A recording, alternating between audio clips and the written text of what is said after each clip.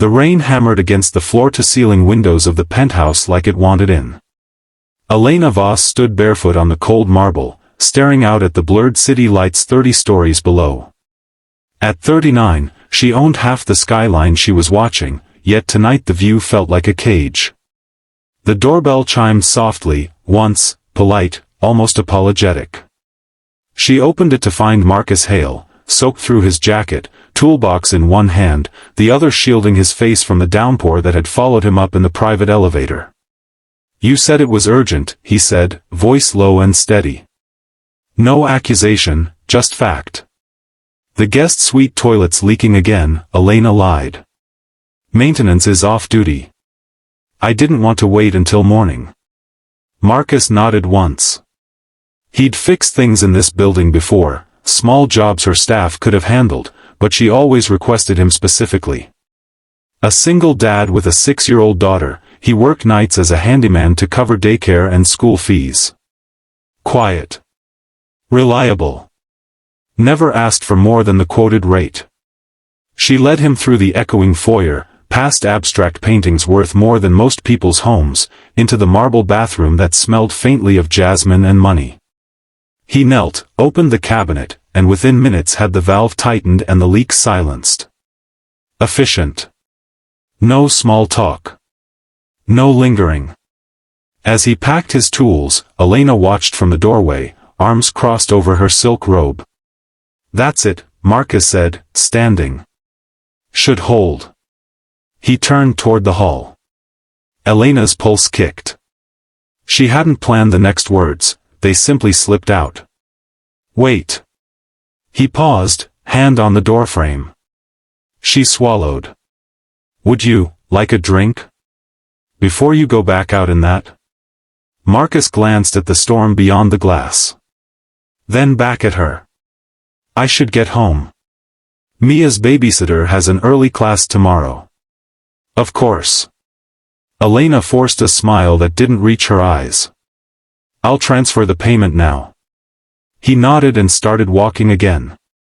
3 steps. 4. She spoke again, softer this time. "Marcus." He stopped, turned halfway. The question came before she could stop it, raw, unguarded, the kind of thing she never allowed herself to ask anyone. "Why do you always leave so quickly?" The words hung between them like smoke. Marcus blinked, caught off guard. For the first time in the dozen times he'd been here, she saw something flicker behind his calm gray eyes, surprise, maybe caution. "I don't mean to be rude," he said carefully. "I just have responsibilities." Elena stepped closer, the marble chilling her feet. "That's not what I mean. You fix things. You leave. You never stay even 5 minutes longer than necessary. Not once have you asked for coffee, or sat on the couch, or looked at the view like it mattered." "Why?" He studied her for a long moment. Rain streaked the windows like tears the building refused to shed. "Because this isn't my world," he said finally. "I come in, do the job, go home to mine. Mixing them doesn't end well." Elena laughed, a short, brittle sound. "You think I'm going to offer you something? A handout? A promotion?" "No," his voice stayed even. "I think people like you get lonely at the top. And when you reach for someone to fill the quiet, it's usually the person who's already convenient. The handyman. The driver. The one who won't say no because they need the work." Her breath caught. He continued, gentler now. "I've seen it happen. A friend of mine fixed pools for a tech guy in Silicon Valley. She started asking him to stay for dinner. Then weekends. Then she wanted him to move in. When he finally said he had a life outside her mansion, she cut him off. No reference. No severance. Just gone. I can't afford that. Mia can't." Elena felt heat rise in her cheeks, not anger, but something sharper. Recognition. "So you leave before anyone can ask you to stay," she said. Marcus shrugged one shoulder. Pretty much. Silence stretched. The storm outside seemed louder now. She looked down at her bare feet, then back up at him. I'm not asking you to stay forever. I'm asking why you never even try 5 minutes. Why you treat every exit like an escape. He exhaled slowly. Because 5 minutes turns into 10. 10 turns into an hour. An hour turns into expectations. And I've got a little girl waiting for me to read her the same bedtime story for the 100th time because it makes her feel safe. I can't risk losing that stability for whatever this might become. Elena's throat tightened. She hadn't expected honesty. Not like this. She turned away, walked to the bar cart, poured 2 fingers of whiskey into a crystal glass, then another. She held one out to him. He didn't move to take it. 1 drink, she said. Not an invitation to move in. Not a contract. Just 5 minutes. Sit. Talk. Or don't talk. Just don't leave because the clock says you should. Marcus looked at the glass, then at her face. Something shifted in his expression, less guarded, more tired. He set his toolbox down. Took the glass. They moved to the living room. He sat on the edge of the leather sectional like he might bolt any second.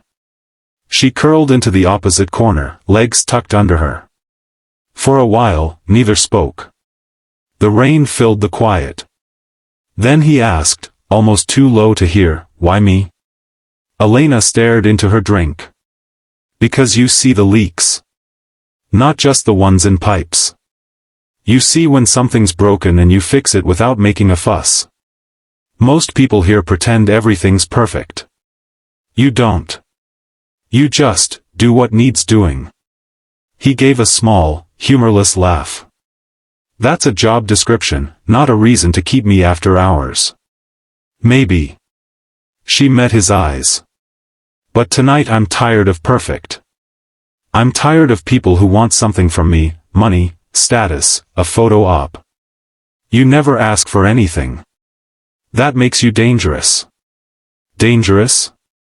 He raised an eyebrow. "Because you make me want to ask for something," she admitted.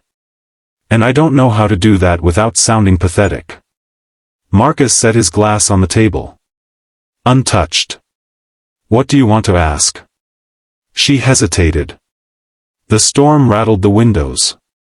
Finally, voice barely above a whisper, "Will you come back tomorrow?" "Not for a job. Just to sit. Like this. No toolbox. No emergency. Just 2 people who aren't pretending." He looked at her for what felt like forever. Then he stood. Her heart sank. Of course. Too much. Too soon. But instead of heading for the door, he walked to the window, hands in his pockets, watching the rain. "I'll think about it," he said. "That's not a no. It's not a yes." He turned back to her. "Mia's science fair is tomorrow night.